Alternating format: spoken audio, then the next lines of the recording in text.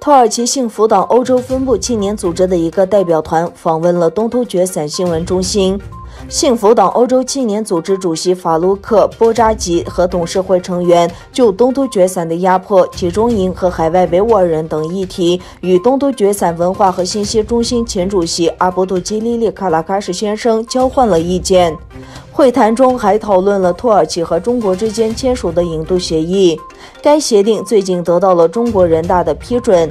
法鲁克·波扎吉先生表示，在这次的会议上，我们加强了兄弟情谊，我们始终站在被压迫的东突厥散身边，我们的所有工作都是为了繁荣和公正的世界。我们希望我们的维吾尔兄弟姐妹能够尽快摆脱这些问题。我们感谢卡拉卡什先生的盛情款待。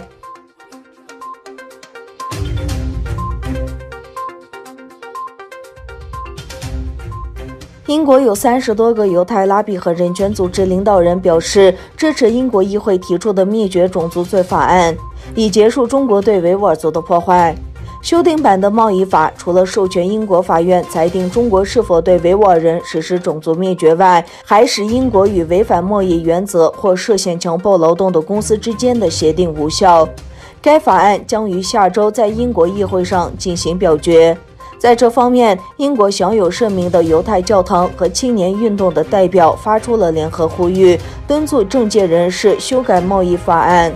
请愿书指出，对维吾尔穆斯林的破坏包括大规模集中营、强迫劳动、强制绝育、破坏神圣习俗和破坏宗教场所。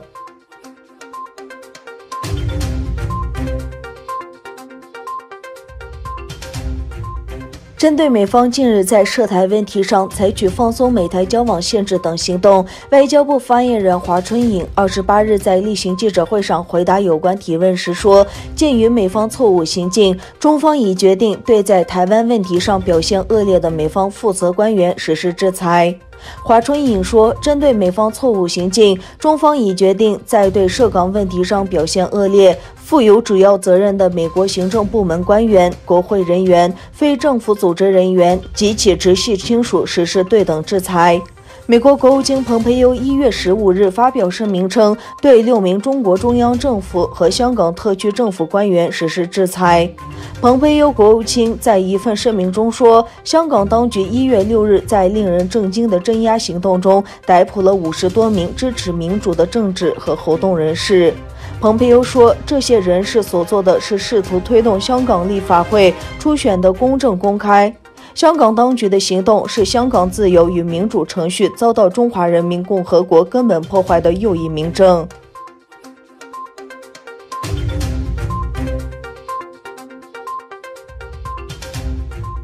中国经济2020年同比增长 2.3%， 大大低于40年来中国 GDP 的平均增速。中国国家统计局星期一公告，初步核算，中国全年国内生产总值1,001,5986亿元，按可比价格计算，比上年增长 2.3%。多家媒体报道，中国公布的去年 GDP 增长数据略好于多项预估。彭博社的调查的经济学家预测，中国经济第4季度将增长 6.2%，2020年将增长 2.1%。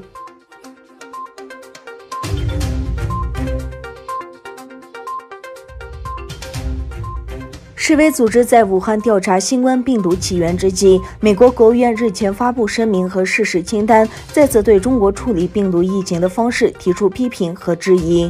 对此，中国外交部发言人华春莹周一表示，该事实清单是美方炮制的又一谎言清单，宣扬阴谋论是蓬佩奥这位谎言先生的最后疯狂。美国国务院上周五在其网站发表声明称，1年多来，中共有系统地阻止了对新冠大流行病起源的透明和彻底的调查，同时投入大量资源进行欺骗和虚假宣传。该声明对武汉病毒研究所的零感染说法表示质疑。美国政府有理由相信，武汉病毒研究所内部的多名研究人员于2019年秋天生病，这是在首次确诊病例出现之前，其症状与新冠肺炎和常见季节性疾病一致。